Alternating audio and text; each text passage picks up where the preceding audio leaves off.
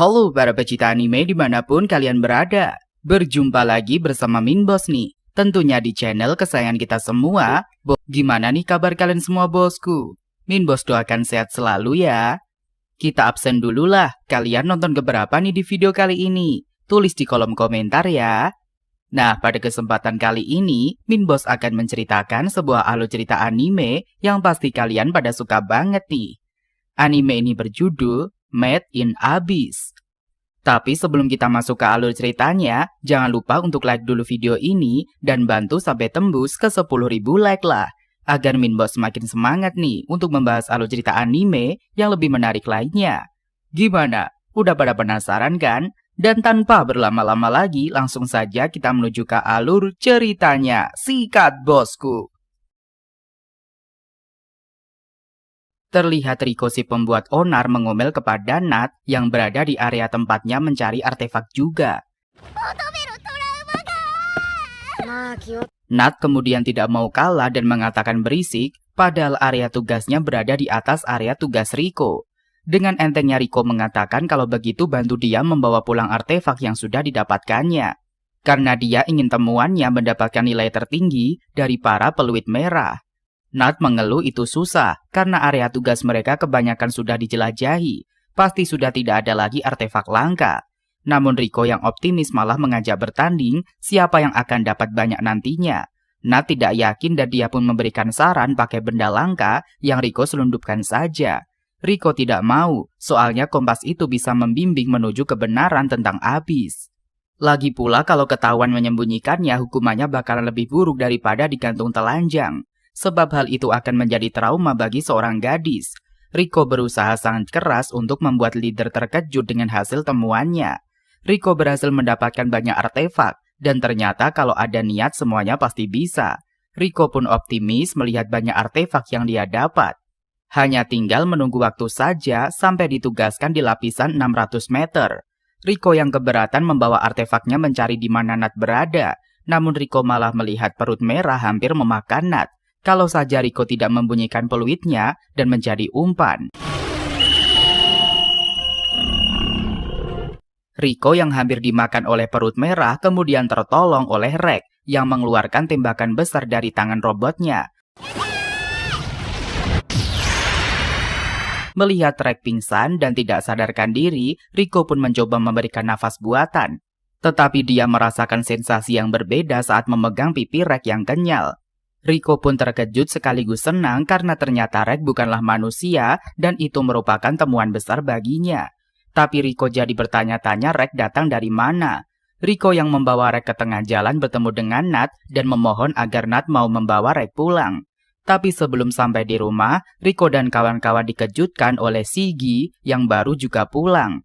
Bersama-sama mereka mencari cara memasukkan Rek ke dalam panti asuhan dari pengawasan ibu kepala. Dengan bantuan Kiwi, akhirnya mereka bisa membawa masuk Rek.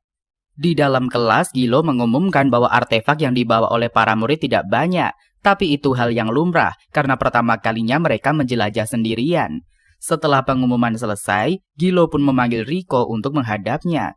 Gilo bertanya tentang Nat yang diserang oleh perut merah dan Riko menjelaskan kalau dia menolongnya. Tetapi Riko hampir keceplosan tentang Rek. Riko dan kawan-kawan mencoba membangunkan Rek dengan cara menyetrumnya. Akibat ide Riko, satu panti asuhan pun mati lampu. Gilo sebagai leader sudah menduga kalau Riko adalah biang keroknya. Rek hampir ketahuan oleh Gilo saat memeriksa kamar Riko. Tapi dengan lengannya yang bisa menjadi panjang, Rek berhasil bersembunyi. Setelahnya Riko dibawa oleh Gilo untuk menerima hukuman. Sementara Rek sendiri juga bingung dengan dirinya sendiri saat melihat ke cermin. Riko berhasil kabur saat Shigi dan juga yang lainnya ditangkap. Lantas dia pun kabur lagi bersama dengan Rek dengan menggunakan lengan memanjangnya. Riko sangat takjub dengan tangan Rek yang praktis. Karena tidak mungkin memanggil Rek dengan sebutan anak robot, Riko pun memberi nama Rek karena terinspirasi dari nama anjing lamanya. Melihat itu Rek hanya bisa menghela nafas karena disamakan dengan anjing. Riko kemudian mengajak Rek pergi ke suatu tempat untuk menunjukkan kota tempat tinggal mereka. Kota itu adalah kota lubang besar bernama Ord, dan dia mengucapkan selamat datang di kotanya kepada Rek. Riko pun terkejut karena Rek tidak ingat tentang Abyss, padahal dia menemukan Rek di tepian abis. Rico mengira Rek berasal dari dasar abis. Sekitar 1900 tahun lalu di Laut Selatan Beoluska, telah ditemukan lubang besar dengan diameter 1000 meter yang kedalamannya belum diketahui. Jurang itu dinamakan dengan abis. Kompas bintang yang Rico miliki adalah kompas aneh dengan jarum yang selalu mengarah ke arah langit. Arah jarumnya itu bukan mengarah ke langit, justru ke arah kebalikannya, mengarah ke bawah planet tepat di ujung abis. Nat dan juga yang lainnya cuma bisa mendengarkan saat Rico mulai lagi dengan teori-teorinya yang aneh. Para penjelajah abis akan mendapati kendala dalam perjalanannya. Semakin dalam menggali, dampak dari perjalanan pulang akan mempengaruhi fisik dan juga semakin berat. Setiap lapisan akan mengalami keadaan yang berbeda dan itu merupakan fenomena misterius, yang mana para penjelajah gua tidak bisa menghindarinya. Fenomena itu disebut dengan kutukan abis. Mendengarkan penjelasan yang dibaca oleh Shiggy dari buku, Rico yakin kalau Rek memang datang dari dasar abis. Tapi jika benar begitu, untuk apa dia sampai ke permukaan? Itu juga yang ingin dibahas oleh Shiggy. Lalu dia membuka buku tentang kompilasi riwayat artefak, buku yang berisi catatan artefak besar yang pernah ditemukan. Semua halaman sudah diperiksa, tapi tidak ada yang seperti Rek. Lantas Shiggy meminta menjelaskan soal fungsi Rek yang Rico ketahui. Setelah Rico menjelaskan panjang lebar, mereka menarik kesimpulan bahwa Rek adalah kumpulan artefak kelas spesial. Salah satu artefak paling berharga sepanjang sejarah abis. Tapi akan sangat berbahaya jika ketahuan, karena Rek akan diambil dan bisa jadi tubuhnya akan dipreteli. Rico tidak ingin hal itu terjadi, maka mereka berencana menyembunyikan Rek dengan cara menjadi penjelajah seperti mereka. Demi menyembunyikan Rek, dia menjadi murid di panti asuhan Balshero dan kemudian menjadi penjelajah gua. Sebagai anak panti, Rek juga melakukan hal yang sama dengan Rico dan kawan-kawan. Rico pun bertanya kepada Luffy, surat dari Paman Habo isinya apa? Luffy menjelaskan kalau Habo lagi menuju ke hutan terbalik di lapisan kedua. Luffy pun tersenyum ketika Rico menjelaskan tentang hutan terbalik dan mengatakan kalau Rico seperti sudah pergi ke sana saja. Jelas Rico tahu karena dia banyak membaca, sebab cita-citanya adalah menjadi peluit putih. Dengan tangan yang bisa memanjang, Rek membantu Luffy saat ada pembeli datang ke tokonya mengambil barang yang berada di atas. Sebagai tugas sekolah, Rico dan kawan-kawan pergi untuk menjelajah sambil meninggalkan Rek dan juga Kiwi. Tanpa sadar setelah 2 bulan berlalu, Rek tidak menyangka kalau dia bisa beradaptasi di kota itu. Penjelajahan gua pertama Rek akan dimulai 3 hari lagi.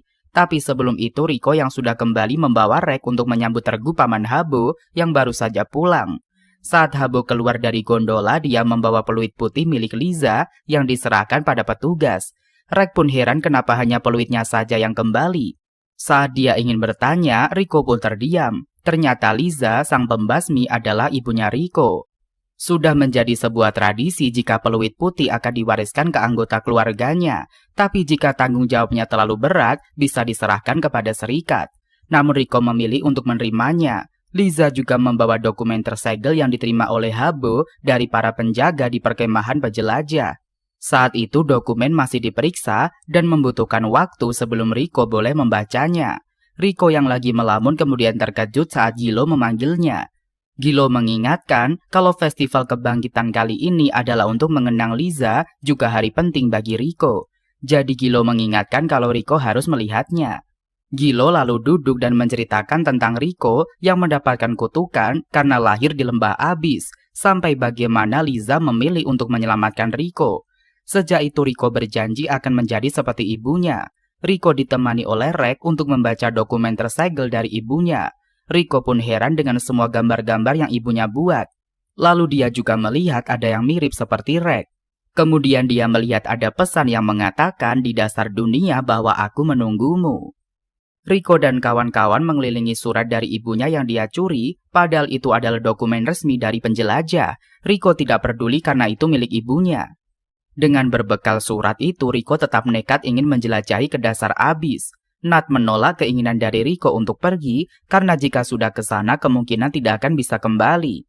Tetapi Rico tetap bersikeras dia akan pergi, apalagi cita-citanya memang ingin menjadi peluit putih. Walaupun Nat sudah menjelaskan panjang lebar resiko dan juga konsekuensinya, tetapi Rico tidak peduli. Dia sudah siap menghadapinya. Hal itu membuat Nat dan juga Rico jadi berkelahi. Melihat itu Siggy pun mengajak untuk tidur saja karena besok adalah penjelajahan pertama Rex. Dalam dokumen rahasia yang dibuat oleh Liza, terdapat dengan jelas artefak-artefak dijelaskan secara terperinci. Artefak yang mirip dengan Rex dijumpai dekat lapisan ketujuh. Nat dari tadi memanggili Rex yang menggali tanah. Kalau seperti itu terus bukan artefak yang dia dapat, tapi malah serangga. Nat mengajari kalau mau menggali lebih baik di dataran sebelahnya. Dengan mudahnya Rex mengangkat balok batu dan menemukan benda kenyal di dalamnya. Nat mengatakan kalau itu juga artefak abis saat Rex menanyakannya. Rex kemudian ketakutan saat melihat tengkorak. Dan Nat sebagai pemandu dengan sabar menjelaskan kalau itu adalah tengkorak berdoa berumur 2000 tahun. Dan semuanya berpose seperti itu. Melihat Rex yang ketakutan, sekalian Nat menjailinya. Dengan mengatakan anak-anak yang menunggu di hari ulang tahunnya, jika bercermin di pagi hari, maka lehernya akan patah. Nat pun tertawa saat Rex marah dan dia tidak percaya akan hal itu. Namun Rex percaya jawabannya ada di dasar dunia bawah tentang dirinya. Nat pun marah melihat Rex dan juga Rico yang sama saja. Setelah penjelajahan pertama, Rex belum ingat tentang dirinya, walaupun Siggy mengatakan kalau dia termasuk Aubade. Rex ingin tahu, jadi dia sudah memutuskannya. Rico mengatakan kepada Siggy akan berangkat sebelum subuh. Tapi Siggy bertanya bagaimana caranya Rico menyelinap pergi melewati penjaga. Tidak disangka Rex mengatakan kalau dia akan menggendong Rico dengan lengan panjangnya. Rex akan ikut dengan Rico ke dasar dunia bawah. Nat mengira kalau Rico lah yang memaksa Rex ikut. Padahal itu semua kemauan Rex. Rico sangat senang karena Rex akan ikut dengannya. Siggy yang lebih pengertian membantu menunjukkan peta kasar terbaru dari dunia bawah yang dicuri di kantor ibu kepala. Lantas Siggy menjelaskan tentang peta dunia abis itu kepada Rico dan juga Rex. Di sela-sela Siggy menjelaskan, Nat menyela untuk memperingati Rico kembali. Alhasil Nat dan juga Rico bertengkar karena ucapan Nat yang mengatakan kalau ibu Rico sudah lama mati. Rico yang sudah bersiap-siap akan berangkat dinasehati oleh Rex. Apakah akan pergi dalam keadaan marah kepada Nat seperti itu? Sebenarnya Rico sudah memaafkan Nat, tapi dia bingung harus bagaimana. Rex kemudian mengatakan kalau Nat juga menyesal. Akhirnya Rico dan juga Siggy berangkat duluan karena Rex masih ada perlu. Rex pun bermaksud mencari Nat tetapi tidak ketemu. Lalu dia berpamitan dengan Kiwi. Rex hampir ketahuan oleh Gilo yang sedang berpatroli. Tetapi Rex berhasil membuat alibi dan dia lolos dari pertanyaan Gilo yang juga menanyakan Rico di mana. Siggy akan mengantar Rico dan juga Rex masuk ke abis melalui dermaga karena di area perkumuhan dekat dermaga ada tempat yang bagus. Karena belum pernah ke dermaga, jadi Siggy meminta bantuan seseorang. Betapa terkejutnya Rico yang akan membantu mereka adalah Nat. Nat meminta maaf atas sikapnya dan Rico juga sudah memaafkannya. Dengan berbekal surat dari sang ibu, Rico percaya Liza sudah menunggunya di bawah sana. Nat yang mengantar mereka ke dermaga tahu banyak tentang tempat itu karena dia lahir di daerah kumuh tersebut. Sejak kakaknya meninggal, Nat dibawa ke panti asuhan. Akhirnya mereka pun sampai. Rico dan juga Nat bisa turun dari tempat itu. Baik Nat maupun Siggy meminta Rex untuk menjaga Rico. Rico berterima kasih karena telah mengantar mereka dan menunggu kabar baik darinya. Kemudian Rex mulai melepaskan tangannya untuk turun bersama dengan Rico. Nat dan juga Siggy melepas kepergian Rico dan juga Rex dengan perasaan sedih mereka. Saat Rico membuka matanya, dia melihat tangan Rex membuat pelindungan untuk mereka dari bahaya ketika sedang tidur. Rico menyentuh tangan Rex karena saat Rico panggil-panggil Rex tidak bangun. Rex yang terkejut langsung menjerit karena pikirannya ada yang datang. Rex tidak tahu mereka sudah berada di mana karena turun dari dermaga. Jika dilihat dari alat pengukur kedalaman, menunjukkan mereka berada di kedalaman 820 meter. Rico pun merasa senang kalau secepat itu mereka pasti bisa pergi ke dasar dunia bawah. Rico kemudian memasak sup dari tangkapan ikan yang Rex dapat untuk sarapan. Walaupun agak mencurigakan dengan masakannya, tetapi Rex tetap mencoba dan ternyata enak. Selesai sarapan, Rico pun mencoba untuk memainkan kompasnya. Saking bersemangatnya kompas itu terlempar dari tangannya. Rex mencoba untuk menangkap tetapi gagal dan akhirnya kompas itu jatuh ke air terjun. Walaupun Rico mengatakan ikhlas, tetapi dari raut wajahnya dia tidak rela sama sekali. Rek pun hampir lupa karena waktu itu terburu-buru pergi, dia mengeluarkan amplop yang di dalamnya adalah salinan dokumen rahasia dari Liza. Rek pun mengingat lagi ketika sebelum meninggalkan panti asuhan, sempat berpapasan dengan Gilo. Saat itu Rek mengira berhasil mengelabuinya, tetapi begitu tersadar, amplop itu sudah berada di saku belakangnya. Rico mengira kalau Gilo mendukung mereka. Tapi ternyata saat melihat lembaran yang berada di situ tertulis bahwa dia akan menangkap mereka. Rico pun panik dan dia meminta Rek untuk menghilangkan jejak api unggun dan berkemas-kemas agar tidak meninggalkan jejak. Rek dan juga Rico bersiap-siap untuk kembali turun. Menurut yang Sigi bilang kalau mereka sampai ke lapisan kedua, tidak akan ada yang mengejar lagi. Kalau mereka tertangkap di situ mustahil bisa sampai ke dasar dunia bawah. Namun Rico menyadari ada hewan di belakang mereka yang akan menyerang. Dengan cepat Rek melawan dengan menggunakan tangannya untuk menahan hewan tersebut. Lalu mereka pun turun kembali. Rico dan juga Rek berhasil selamat dan berjalan hingga tiba di lapisan kedua, yaitu hutan penggoda. Ketika sedang istirahat, Rek menyadari ada penjelajah yang datang ke arah mereka. Akhirnya Rek dan juga Rico berlari dari kejaran penjelajah gua tersebut. Tapi ternyata usaha mereka sia-sia. Penjelajah itu berhasil menemukan mereka. Ternyata penjelajah itu adalah Habo yang memang dengan sengaja datang karena Nat dan juga Sigi meminta tolong kepadanya. Dia juga ingin melihat harta karun terlangka dari dunia bawah sambil menggendong Rek. Rico memberikan kode kepada Rek kalau itu adalah kesempatan untuk lari, tetapi Rek tidak mengetahui kode itu dan membuat Habo tertawa. Habo mengatakan kalau regu pencari sedang mencari mereka di karang lilit dan itu pasti memakan waktu. Karena sudah melihat harta karun langka dari dunia bawah, maka Habo akan menepati janjinya untuk menemani sampai ke perkemahan penjelajah. Tetapi Rico menolak karena itu adalah pelajaran terakhir mereka. Setelah melihat surat dari Gilo, Habo akhirnya membiarkan Rico dan juga Rek pergi untuk menjelajah berdua. Tapi sebelumnya Habo memberikan penawar lapis kedua untuk melindungi dari dampak penyakit kalau menjelajah di sana. Lalu Habo juga memberikan bakpao monster untuk perbekalan. Dan yang paling penting tentang perkemahan penjelajah yang penjaga di sana agak sedikit aneh, yaitu penguasa tidak bergeming Ozen yang menemukan dokumen tersegel milik Liza. Habo tidak bisa menjelaskan lebih rinci, jadi dia meminta Rico dan juga Rek untuk bersiap jika bertemu nanti dengannya. Tapi Rek mengatakan kepada Habo tidak ada yang perlu dicemaskan. Lalu Habo pun memeluk Rek dan juga Rico kalau dia tidak akan cemas karena Rico ditemani rekan yang handal. Habo meminta Rek untuk menjaga Rico. Akhirnya Rico dan juga Rek sampai di lapisan kedua. Rico sangat senang karena berhasil menyelesaikan pelajaran terakhir dari Gilo. Memang tidak memakan waktu, tapi Rek bertanya apakah mereka berhasil kabur dari tim pencari. Dengan senangnya Rico mengatakan kalau mereka tidak perlu takut lagi dengan tim pencari. Tiba-tiba saja burung keluar mengagetkan mereka. Rico lantas menyuruh Rek untuk cepat pergi karena burung itu mungkin memanggil temannya. Menjalani keseharian di tanah asing, mereka menyebut dirinya sebagai artefak.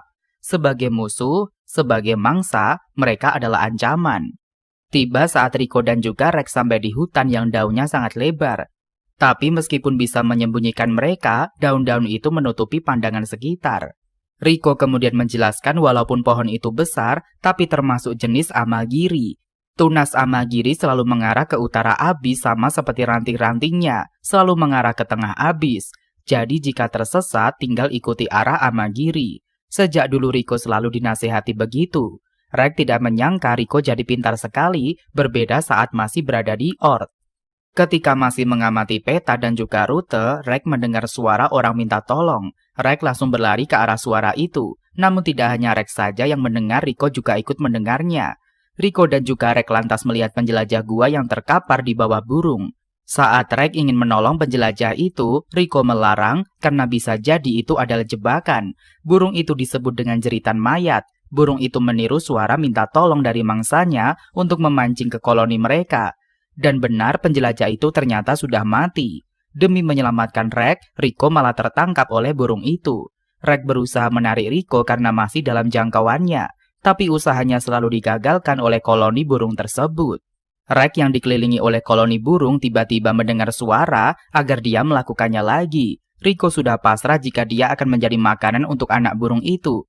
Dengan kekuatan penuh, Rek pun menembakkan bom besar yang menghancurkan sarang burung tersebut. Rek berhasil menangkap Riko yang jatuh dari cengkraman burung. Tapi karena tekanan di lapisan ini juga besar membuat Riko tidak sadarkan diri. Setelah mendapatkan tempat yang aman, Rek pun membaringkan tubuh Riko. Namun melihat kerusakan yang dibuat, Rek pun bingung siapa dia sebenarnya. Ketika Riko terbangun dan melihat semua yang Rek lakukan, dia malah lebih antusias kalau tembakan itu akan diberi nama insenerator, yaitu meriam kremasi. Riko malah mengatakan kalau mereka akan berlatih sampai Rek bisa mengendalikan kekuatan itu. Karena saking lelahnya, Rek pun malah jatuh pingsan. Rek tersadar saat bermimpi Riko menjadi santapan burung jeritan mayat. Rek pun bertanya kenapa Riko teriak. Ternyata buku catatan yang biasa Riko bawa hilang dan melihat dari kait tasnya yang rusak. Rek menyadari semua makhluk hidup yang ada di situ tercipta demi kelangsungan hidup yang ada di dalam abis. Saat Riko menghidangkan daging dari burung yang Rek kalahkan itu. Setelah makan, Riko dan juga Rek pun melanjutkan perjalanan kembali, walaupun ada halangan kecil, tapi bisa mereka lewati. Setiap tempat dapat mereka lewati bersama hingga sampailah Riko dan juga Rek di hutan terbalik. Ternyata semua yang mereka lihat itu asli seperti di cerita waktu di panti. Riko juga menyuruh Rek untuk melihat air terjun yang mengalir ke atas. Tapi saat Rek mencoba memanjangkan tangannya ke pohon untuk menyeberang, dia gagal melakukannya. Karena tiupan angin di situ sangat kencang sekali. Mereka tidak bisa memakai jalan pintas seperti biasa. Saat Rek masih menghangatkan Riko dengan jubahnya, mereka pun diserang oleh kawanan Inbyo. Rek lalu membawa Riko berlari keluar dari kawasan Inbyo tersebut. Lalu Riko pun segera bangkit dan melanjutkan perjalanan karena dia yakin kalau arah ke penginapan penjelajah sudah dekat. Tapi Riko dan juga Rek tidak sadar kalau ada yang sudah mengawasi mereka dari teropong. Seorang gadis memanggil Nona Os. Maruruk memanggil-manggil Nona Os kalau ada dua anak kecil yang datang. Yang satu si peluit merah dan yang satunya lagi tidak seperti penjelajah. Maruruk heran saat dia berbalik Nona Os sudah tidak ada di belakangnya. Riko dan juga Rek yang baru sampai terkagum dengan penginapan penjelajah yang berada di atas. Tapi Riko juga heran karena yang dia tahu kalau di penginapan penjelajah itu ada yang berjaga. Jadi jika ada yang datang akan langsung diturunkan gondola. Karena tidak juga ada gondola yang diturunkan, Riko pun bertanya apakah tangan Rek bisa mencapai penginapan itu. Mungkin dengan dua tangan bisa, jawab Rek. Saat Rek melakukannya dan berhasil, dia merasakan kalau tangannya dipegang. Auzen tidak menyangka kalau Rek masih hidup saat memegang tangannya. Rahasia yang tersembunyi itu bukanlah di balik kegelapan malam ataupun perangkap yang cerdik, melainkan tersembunyi di balik diri seseorang. Auzan lalu mencampakkan kedua tangan Rek ke bawah. Kemudian Auzan menurunkan gondola untuk Riko dan juga Rek. Riko dan juga Rek disambut oleh Auzen sambil mengatakan kalau mereka berhasil sampai ke tempat itu. Walaupun di tempat itu tekanannya kecil, tapi bagi anak-anak harusnya merasa berat. Riko memperkenalkan diri, tapi Auzen sudah tahu kalau dia adalah anaknya Liza. Sedangkan Riko hampir tidak bisa menahan tekanan di dalam lapisan itu. Rek langsung mengetahui kalau itu adalah Auzen dilihat dari peluit putih miliknya. Auzen tidak menyangka kalau dia bisa melihat peluit Liza lagi. Riko berterima kasih karena telah menyelamatkannya sewaktu dia lahir di Abis.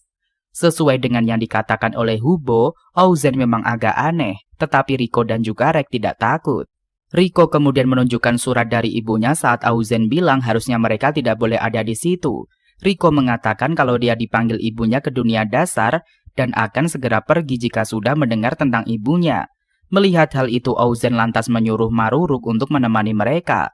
Auzen akan pergi karena dia masih punya urusan lain. Maruruk lantas memberikan peluit biru kepada Riko dan juga Rek karena akan sangat merepotkan menjelaskan kepada penjelajah lain bagaimana peluit merah bisa sampai ke tempat itu. Sebagai jaminannya, Auzen akan menyimpan peluit milik Liza dan menyuruh mereka untuk menginap saja malam itu. Maruruk lantas membawa Riko dan juga Rek untuk memperkenalkan perkemahan penjelajah itu. Maruruk juga menunjukkan ruangan di mana Riko dan juga Rek akan istirahat. Karena sangat bau muntahan, Riko mengatakan kalau dia akan mandi duluan. Tapi Rek melihat ada bunga kegigihan disebut juga keberuntungan abadi. Rek tidak menyangka ternyata ada di mana-mana. Selesai mandi, Maruruk menawarkan Riko dan juga Rek untuk makan. Maruruk kemudian menceritakan kalau dia menawarkan diri menjadi pengawas di perkemahan itu karena tubuhnya tidak terlalu tajam dengan cahaya. Di situ Maruruk diperlakukan dengan baik oleh Auzen. Riko lantas mengatakan meskipun Ozen terlihat menakutkan, tapi sepertinya dia adalah guru yang baik. Di sisi lain, Ozen yang melihat peluit milik Liza teringat lagi dengan senyuman Liza terakhir kali. Setelah makan dan membersihkan peralatan, Riko dan kawan-kawan tidur. Namun Riko yang ingin buang air kecil keluar untuk masuk ke kamar kecil. Tapi Riko dikejutkan oleh bayangan dan memutuskan untuk mengikuti bayangan tersebut. Riko tidak menyangka dia melihat monster tanpa kepala datang mendekatinya. Riko kemudian lari ketakutan dan langsung masuk ke kasur Rek. Esok paginya Riko sangat malu karena dia ngompol di kasur Rek. Riko menjelaskan kalau dia melihat sesuatu seperti bukan berasal dari dunia ini. Saking takutnya Riko langsung masuk ke selimut Rek. Sedangkan Maruruk tertawa kecil, mana mungkin di perkemahan penjelajah ada hantu. Melihat hal itu, Ozen lantas meminta mereka untuk ikut dengannya, dan itu pun jika Riko penasaran. Rek pun meyakinkan Riko, dan mereka mengikuti Ozen masuk ke dalam ruangan. Selanjutnya Shin pun diperlihatkan kegiatan Paman Habo yang sedang menceritakan kisah kepada para bocah. Lantas Paman Habo mengisahkan tentang Ozen si penguasa tidak bergeming. Alhasil Habo pun diserang pertanyaan mengenai senjata yang dipakai oleh Ozen. Kemudian Habo menjawab bahwasanya peluit putih merupakan senjata andalan kota. Jika sampai peluit putih dipulangkan, informasi tersebut tidak akan diberikan. Alhasil Paman Habo jadi khawatir, dia melihat jendela untuk menenangkan diri. Di kesempatan itu Habo bergumam dan dia mengatakan sungguh tidak menyangka kalau Ozen akan membahas soal wadah. Makanya Habo jadi takut, padahal seharusnya dia ikut bersama Rek. Namun Habo tetap yakin dan menyerahkan segalanya kepada Rek demi melindungi Riko. Sedangkan di sisi lain, Rek mengawal Riko pergi ke ruangan rahasia Ozen. Tampaknya keduanya datang ditemani oleh Maruruk. Langsung saja pembahasan dimulai mengenai kubus artefak. Alhasil para bocah mulai mengamati kubus untuk mengidentifikasi informasi artefak itu. Kemudian Ozen menyahut dia akan menakuti kedua bocah untuk menguji keduanya. Lalu Ozen menginfokan benda artefak telah dibeli oleh Liza sebelum dilelang. Hal tersebut membuat Riko kaget mendengar nama ibunya. Bahkan Ozen juga membahas tentang lokasi dalam wadah yang berisikan daging. Lantas Ozen mengatakan bahwasannya Riko diletakkan di dalam wadah dalam keadaan mati. Karena saat Riko lahir, dia sudah tewas dan tidak berdaya. Makanya Ozen pun kepo mengapa daging yang diletakkannya di sana malah menghilang. Oleh karena itu Ozen bertanya kepada Riko tentang rahasia pergerakan di dalam wadah. Sebab Riko sendiri pernah diletakkan di sana sama seperti kondisi daging yang disimpan oleh Ozen. Dan yang lebih membuat heran adalah pergerakan Riko yang selalu menuju pertengahan abis. Sehingga Ozen meminta Riko menjelaskan tanpa menyembunyikan apapun. Sontak saja Riko kaget dan dia menjadi takut karena Ozen memaksa menjawabnya. Melihat Riko yang terancam, Rek pun turun tangan dan menghentikan aksi dari Ozen. Di kesempatan itu Ozen semakin memancing amarah dari Rek demi mengujinya. Lantas Rek melakukan penyerangan kepada Ozen menggunakan tubuh besinya. Sehingga Ozen pun ikut mengetes kekuatan Rek sebenarnya. Alhasil saat senjata Rek diluncurkan, Ozen mengirimkan ke arah Riko. Hal tersebut membuat Rek kaget dan merubah arah senjata. Makanya telah terjadi ledakan besar akibat senjata besinya. Sementara itu Riko malah terluka karena benturan pertarungan Ozen dan juga Rek. Dikarenakan terlalu syok, Rek pun malah pingsan dan meninggalkan Riko hingga beberapa waktu. Tidak lama Rek pun tersadar, dia melihat kemunculan para pria asing. Sehingga mereka menjelaskan bahwasannya mereka sosok penjara bawah tanah kepada regu penjelajah gua Ozen. Lalu Ozen menyahut ketika melihat para temannya terancam, segeralah Maruruk memanggil regu. Oleh karena itu masalahnya telah selesai. Kemudian Riko auto memeluk Rek akibat terlalu khawatir. Sementara para regu dan juga yang lainnya hanya tertawa melihat ulah dari Ozen. Sebab Ozen bersandiwara begitu ekstrim dan menyebabkan Rek terluka. Dan akhirnya Rek pun sadar kalau orang-orang hanya sekedar mengujinya dan juga Riko. Alhasil Ozen memutuskan untuk pergi beristirahat. Lantas Ozen memeriksa barang muridnya.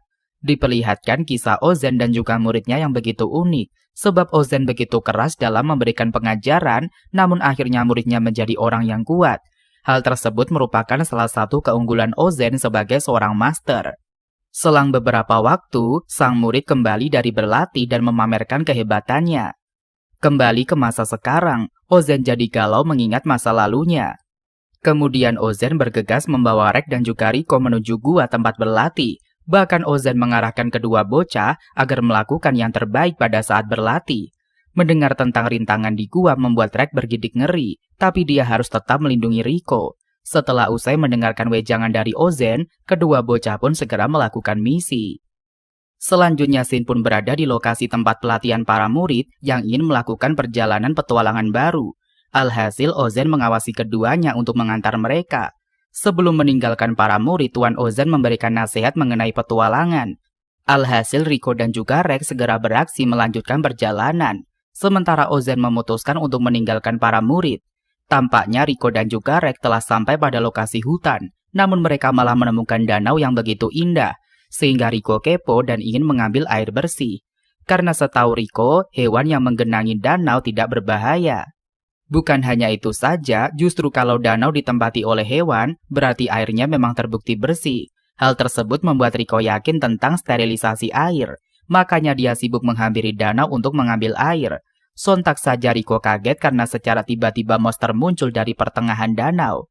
Kemudian Rex dengan sigap menarik Rico menjauh dari danau itu. Melihat monster tersebut, keduanya pun mengatur strategi untuk segera menangkapnya. Lalu mereka membicarakan tentang rencana penangkapan. Dikarenakan semua ide sudah tersusun, keduanya pun langsung beraksi. Tanpa berlama-lama mereka pun menyelesaikan tugas menangkap monster. Kemudian monster yang ditangkap dijadikan hidangan makan malam. Sembari makan mereka berbincang tentang petualangan. Namun kenyataannya Ozen bersama kakek tua memantau proses pelatihan duo besti. Kemudian diperlihatkan tentang perjalanan Ozen saat Liza menitipkan anak kepadanya. Tampaknya Ozen kaget setelah mengetahui kalau Liza punya hubungan dengan rekan satu regunya. Akan tetapi ternyata mereka telah mempunyai anak. Namun sayangnya saat itu suami Liza tewas dan membuat Liza auto galau. Sehingga setelah melahirkan Liza pun menitipkan Rico kepada Ozen. Lalu Rico dimasukkan ke dalam box putih, tapi kenyataannya Rico malah masih hidup. Kemudian Ozen bersiap membawa Liza dan juga Rico pergi. Padahal awalnya Ozen tidak berniat memperdulikan Rico, tapi akhirnya dia terpaksa menolong. Kembali ke masa sekarang, dalam beberapa waktu Rico dan juga Rex telah kembali ke rumah. Dikarenakan tugas telah usai, secara otomatis para bocah pun dipulangkan. Ketika Rex terbangun, dia segera memeriksa kondisi tubuhnya. Lalu Maruruk segera menyiapkan makanan agar mereka bisa segera pulih. Kemudian Rex pun terkejut melihat pemulihan pada tubuhnya. Setelahnya Rex dan juga Rico diajak Maruruk untuk segera makan bersama dengan Ozen. Lantas Ozen memutuskan untuk menyantap hidangan dengan antusias. Sembari makan, Ozen dan juga kedua bocah mulai berbincang. Kemudian Ozen mengatakan tentang Liza karena kemungkinan kondisi Liza di Abyss masih aman. Alhasil Rico pun auto senang setelah mendengar informasi dari Ozen. Dikarenakan Rico ingin memeluknya, segeralah Ozen menghajarnya. Lantas Ozen mengatakan tentang ancaman para murid saat berada di Abyss lapisan kelima. Bahkan di sana terdapat beberapa penguasa seperti Ozen. Namun faktanya ada penguasa yang lebih kejam lagi daripada Ozen. Sontak saja Rex kaget dan dia mempertanyakan kebenarannya. Mendengar ketidakpercayaan Rex membuat Ozen pun ngamuk dan kemudian menghajarnya. Lantas Ozen memutuskan untuk memukul Rex. Kemudian mereka berdua diajak Ozen mengambil senjata. Langsung saja Ozen menyerahkan kepada Rico bekas senjata Liza. Bahkan Ozen juga akan mengajarkan kepada Rico cara penggunaannya. Setelah usai membahas senjata, Ozen pun mulai mengisahkan rahasia penting. Di kesempatan itu Ozen mengisahkan bocoran informasi tentang penyelaman terakhir para generasi peluit putih. Lalu Rex bergumam dia pun senang mendengarkan Ozen membahas tentang suara terdalam Abyss yang dapat didengar oleh orang. Bukan hanya itu saja, Ozen juga menginfokan soal alat untuk melintasi lautan lapisan kelima dan juga berbagai keunikan lainnya. Setelah usai berbincang, Rex dan juga Rico memutuskan untuk berangkat berpetualang. Alhasil Maruruk dan juga para anggota Ozen mengantarkan kedua bocah. Tampaknya Maruruk tidak ikhlas melihat kepergian kedua bocah. Karena ketakutan, Maruruk malah menangis. Kemudian mereka bertiga berpelukan dan berjanji untuk bertemu kembali. Sementara di sisi lain, Ozen sedang melihat kepergian para bocah dari kejauhan. Lalu Ozen pun mengingat perbincangannya dengan Liza. Tampaknya Liza dan juga Ozen lagi asyik mengobrol. Lalu Liza berpesan agar memberikan wejangan kepada anaknya saat dia bertemu nanti. Namun Ozen begitu malas melakukan tugas dari Liza. Makanya dia memastikan saat bertemu dengan Rico akan mengirimkan Rico kepada Liza kembali. Namun Liza juga tidak lupa mengatakan agar Ozen memberitahu kepada anaknya kalau Riko adalah mayat hidup. Dan kini tiba waktunya Ozen telah menyelesaikan urusannya dengan Riko dan mengirimnya ke dalam abyss. Kemudian Ozen hanya tersenyum mengingat obrolannya dengan Liza. Sementara di sisi lain, Rek dan juga Riko sedang melakukan perjalanan menantang untuk menuju abyss. Selanjutnya Shin pun berada di depan lubang abyss. Setelah melalui perjalanan panjang, Rek dan juga Riko telah sampai pada lokasi incaran mereka. Langsung saja keduanya bergegas memasuki area lubang abyss. Namun kelihatannya keduanya harus menyiapkan mental yang baja demi keselamatan mereka sendiri. Sebab sedikit saja mereka lengah, secara otomatis akan kembali tanpa syarat. Sehingga segeralah Rek beserta Riko menelusuri perjalanan ke inti abyss. Sementara di sisi lain, para teman-teman Rek dan juga Riko sedang mengkhawatirkan mereka berdua. Oleh karena itu mereka memperkirakan lokasi dari kedua insan. Akan tetapi duo besti malah mendapatkan kesulitan untuk melewati jalan. Dikarenakan cuma mempunyai dua pilihan, yaitu menuruni muka tebing atau kembali menahan artefak kutukan. Alhasil setelah merenung, beberapa solusi yang ditemukan adalah turun ke bawah. Tanpa berlama-lama, proses penurunan segera dilaksanakan. Dan akhirnya mereka pun tiba di titik temu perjalanan. Namun entah mengapa Rek merasakan sesuatu yang mengganjal. Hal tersebut membuat Rek waspada, namun berbeda dengan reaksi Riko. Sebab Riko sudah terlanjur antusias dalam memimpin perjalanan. Akan tetapi saat Riko melakukan pergerakan, dia malah dikejutkan dengan kemunculan monster. Sehingga Riko hampir saja ketangkap, tapi Rek membantunya. Sehingga keduanya memilih untuk bersembunyi. Sembari melindungi diri, mereka pun memikirkan strategi untuk melawan monster. Alhasil saat rencana telah tersusun, mereka pun melancarkan misi. Tampaknya Rek bersiap menembak monster, tetapi sayangnya monster yang dilawan begitu barbar. Makanya sampai menghabiskan kekuatan yang dimiliki oleh Rek. Lantas Rek dan juga Riko memilih kabur, tetapi jalan mereka buntu. Kemudian Rek memutuskan untuk mengeluarkan serangan ulti di akhir. Sehingga sewaktu jurus dilontarkan, Rek akan pingsan. Sebab dia menghabiskan banyak energinya.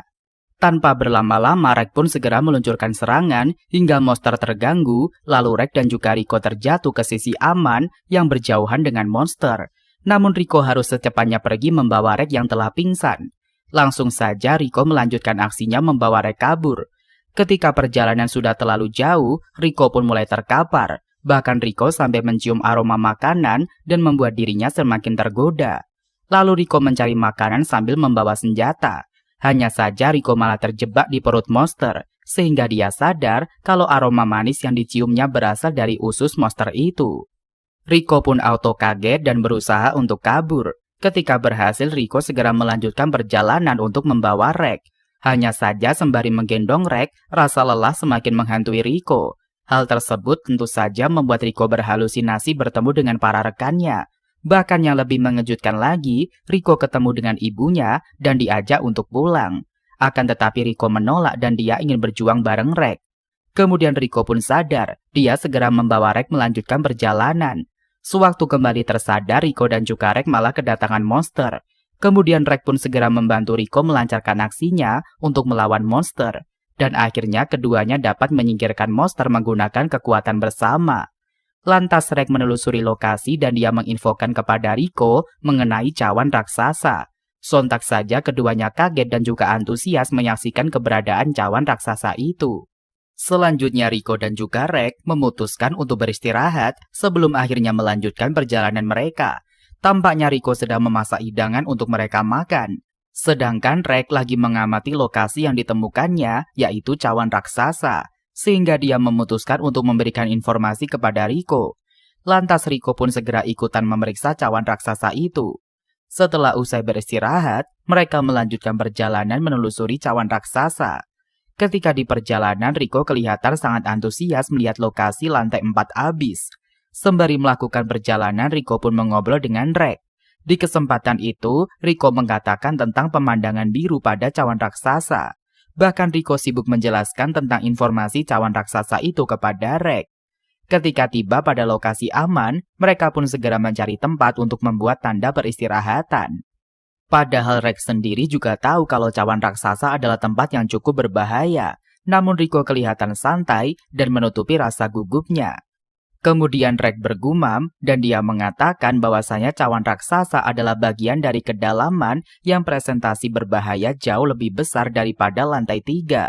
Sehingga Rek cukup mewaspadainya karena jika terlalu santai justru akan mendapatkan racun yang tidak diharapkan. Segeralah mereka bergerak mencari tempat peristirahatan yang lebih aman. Karena Rek telah menyadari pasti sebentar lagi monster akan muncul. Kemudian Rek membawa Rico turun ke bawah menuju lembah air. Sembari di perjalanan, Rek berusaha untuk tenang dan mewaspadai lingkungan sekitar. Akan tetapi Rico malah tidak peduli dan dia kelihatan sangat antusias dalam melangsungkan perjalanan itu. Sontak saja Rico dan juga Rek kaget atas kemunculan monster bola berduri. Faktanya monster bola berduri memiliki racun yang mematikan, sehingga mereka harus segera melarikan diri demi menyelamatkan nyawa. Akan tetapi kondisi keduanya sangat tidak memungkinkan untuk kabur secara cepat. Makanya Rek mencoba berpikir jernih, tetapi Rico sudah panik. Dia bergegas menarik Rek pergi meninggalkan TKP. Hanya saja monster malah menyerang mereka. Alhasil keduanya pun terancam oleh keberadaan monster. Akan tetapi Rek kebingungan bagaimana caranya kabur dengan membawa Rico. Sebab Rek sangat memperhatikan keselamatan dari Rico. Namun sayangnya pergerakan mereka sangat terbatas. Sebab mereka telah ditandai oleh monster bola berduri itu. Meskipun mengatur strategi, tapi tetap saja Rek gagal. Karena sekarang masalah yang datang lebih besar, yaitu luka pada tangan Rico. Tampaknya duri monster telah melukai Rico. Bukan lukanya yang ditakutkan, tetapi justru racun yang berasal dari duri. Hal tersebut membuat kekebalan tubuh Rico melambat dan dia segera tewas. Makanya Rek harus mencari cara agar bisa membawa Rico kabur meninggalkan TKP. Akan tetapi resiko pergerakan lebih besar karena Rek pasti ketangkap. Kemudian Rek memikirkan ide untuk menembak monster, namun dia takut kalau melontarkan meriamnya Rek akan pingsan, sehingga Rek mengurungkan niatnya untuk menembak monster.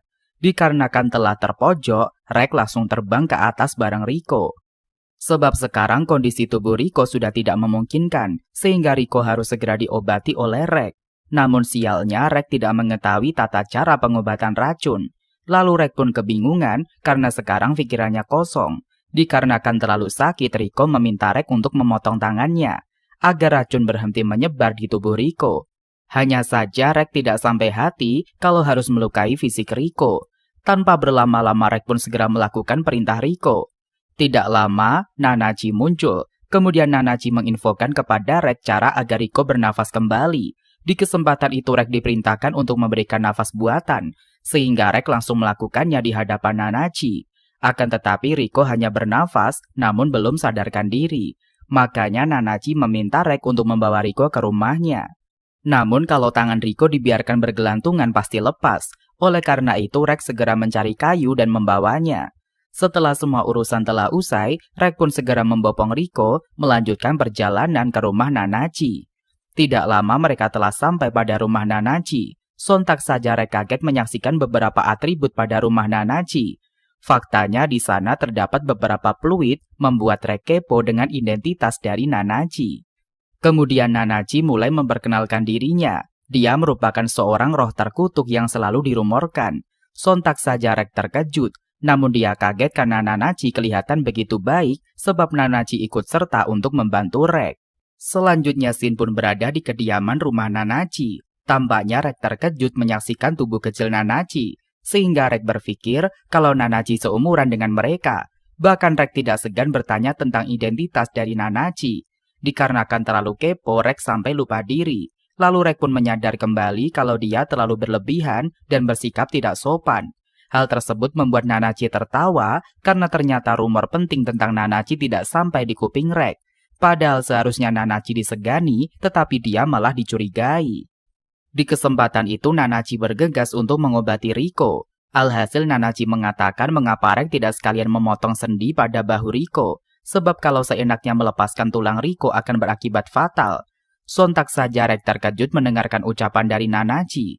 Namun Nanachi takjub dengan keberanian Rico. Meski dihampiri berbagai kesulitan, tetapi Rico tetap berjuang. Lalu Rek pun menjadi kepo mengapa Nanachi menolong mereka berdua. Di kesempatan itu Nanachi menginfokan kalau dia sudah mengikuti duo bestie sejak di perjalanan. Makanya Nanachi melihat gerak-gerik keduanya dalam melakukan ekspedisi. Sehingga Nanachi menjadi penasaran dan juga semakin kepo terhadap urusan kedua bocah.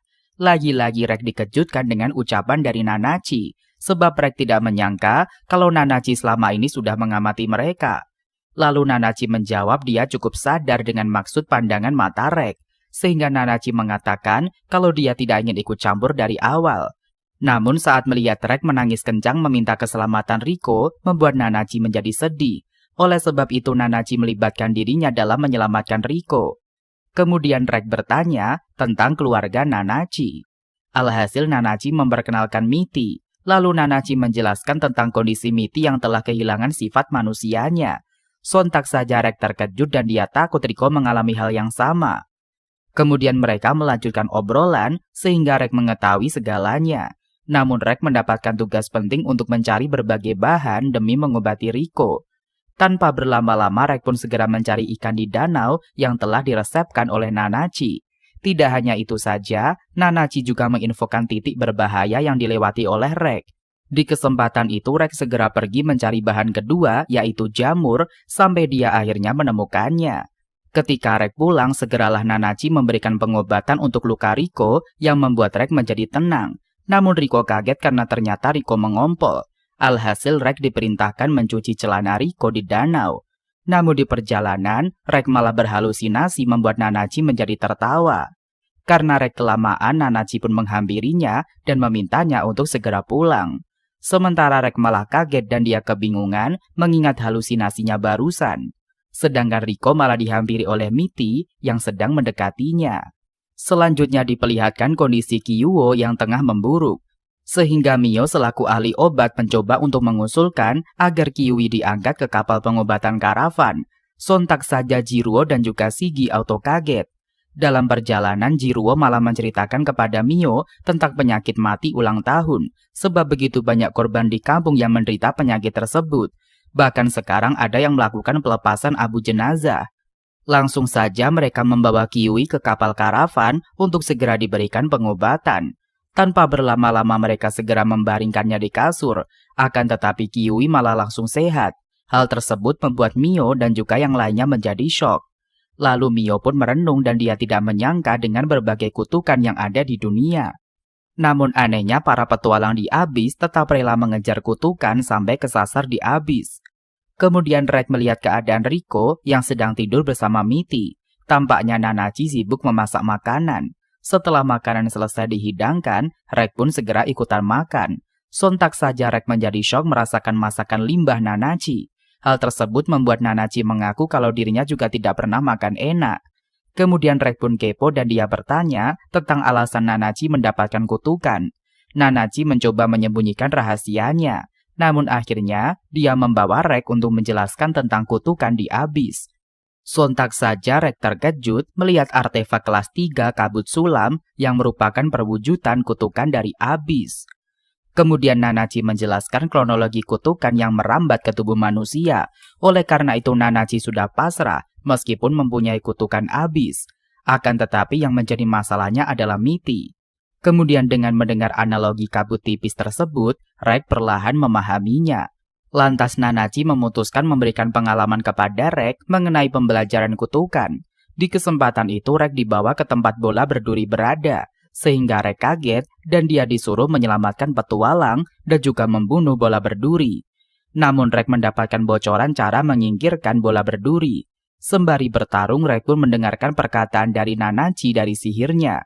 Oleh karena itu Rek segera melancarkan aksinya untuk melawan monster. Meskipun awalnya Rek ketakutan, tapi dengan bantuan Nanachi semuanya menjadi mudah. Sementara paman petualang syok melihat kehebatan dari Rek. Setelah berhasil melawan monster bola duri, Rek meminta Pak Petualang menginfokan kepada Jiruo dan juga Balcero mengenai perjalanannya. Sebab Rek takut kalau para teman-teman mengkhawatirkan mereka. Langsung saja Rek pergi melanjutkan perjalanan bareng dengan Nanachi. Sembari berjalan, Nanachi mengajak Rek untuk mengobrol. Di kesempatan itu Nanachi meminta Rek untuk membunuh Mitty. Hal tersebut membuat Rek kaget mendengarkan ucapan dari Nanachi.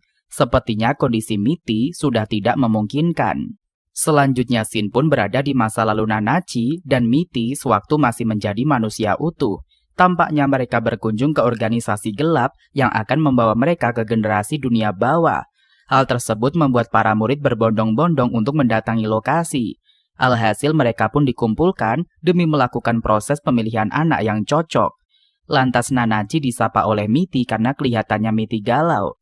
Lalu Nanachi menceritakan tentang segala kekurangannya kepada Mitty, sehingga Mitty pun mengajak Nanachi bergabung dengannya.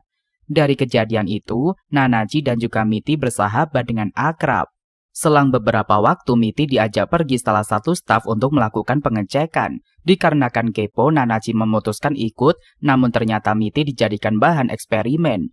Sontak saja Nanachi kaget menyaksikan para manusia yang telah berubah menjadi eksperimen hewan. Lalu Nanachi juga dimasukkan ke tabung agar saling berhubungan dengan Mitty. Oleh karena itu Mitty berubah menjadi hewan, tetapi jiwanya masih terperangkap di dalam tubuhnya. Kemudian Nanachi menjalani kehidupan dengan Mitty, meskipun Mitty sudah seutuhnya seperti monster. Sedangkan Nanachi sendiri masih kelihatan seperti manusia, walaupun tubuhnya hampir seperti hewan. Kembali ke masa sekarang, Nanachi meminta Rek untuk membunuh Mitty agar penderitaan Mitty tidak berlanjut, sehingga Rek pun auto galau, namun dia berharap Nanachi akan terus hidup meskipun Mitty dibunuh. Kemudian mereka kembali melanjutkan aktivitas seperti biasanya, hingga pada suatu waktu, Rek bersiap untuk membunuh Mitty dengan tembakan ultinya. Alhasil Rek pun menangis saat dia melancarkan misinya, namun awalnya Nanachi juga menghentikan Rek dan memeluk Mitty terlebih dahulu. Setelah melalui proses tangisan, akhirnya Mitty pun terbunuh. Tidak lama Rek terbangun dari tidurnya, dikarenakan sewaktu menembakkan meriam, Rek mengalami gejala yang sama, yaitu pingsan beberapa waktu. Ketika sadar, Riko melanjutkan keseharian bareng dengan Nanachi. Lalu Nanachi dan juga Rek memotong jamur pada tangan Riko. Setelah beberapa waktu, tangan Riko pun perlahan sembuh. Lantas Riko juga mengajarkan kepada Nanachi cara memasak makanan, sehingga mereka pun berkumpul menyantap makanan bersama. Rek dan juga kawan-kawan memutuskan untuk melanjutkan perjalanan. Namun Riko malah mengajak Nanachi ikut berpetualang. Alhasil Nanachi menerima ajakan dari Riko dan membuat Rek auto kaget. Di kesempatan itu Rek segera memeluk Nanachi karena dia begitu bergembira.